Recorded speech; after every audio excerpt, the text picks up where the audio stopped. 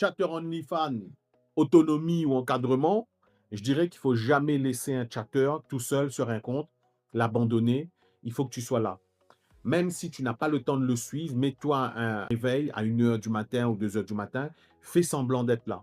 Simule une présence. Fais-lui un coucou dans la nuit. Pose-lui une question stupide, une question sérieuse. Fais semblant d'être présent. Hein. Dis-lui que je suis avec toi, bon courage, bonne continuation, comment ça se passe, etc. Et puis tu te rendors, il n'y a pas de problème. Je parle surtout au modèle OF et aussi aux responsables d'agence OF.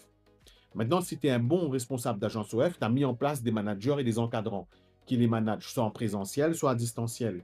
Sur Discord, sur Slack, etc. Organise-toi pour avoir un canal de production et toujours avec des managers.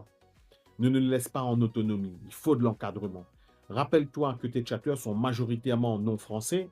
Ils sont malgaches, béninois, camerounais, etc. Ils ne sont pas dans un cadre français, dans une culture française. Ce sont des pays où la vie est difficile. La partie sociale, développement économique du pays, c'est une économie de subsistance. Ils font ça parce qu'ils n'ont pas le choix. Qui veut être chatter sur OnlyFans? Personne. On le fait parce qu'on n'a pas le choix financièrement. Si on pouvait trouver un métier qui nous fournissait les mêmes sommes, notamment ceux qui sont à Madagascar, Bénin, Cameroun, Sénégal, ben ils l'auraient fait. Donc, ne laisse pas des chatteurs chatter sans surveillance. Nous, on a mis en place une plateforme qui s'appelle chatflow.io et tu peux toi-même recruter des chatteurs sur cette plateforme. Tu vas les former. Nous, on les a formés un minimum, mais c'est à toi de continuer la formation. Et puis, abonne-toi et on reste en contact.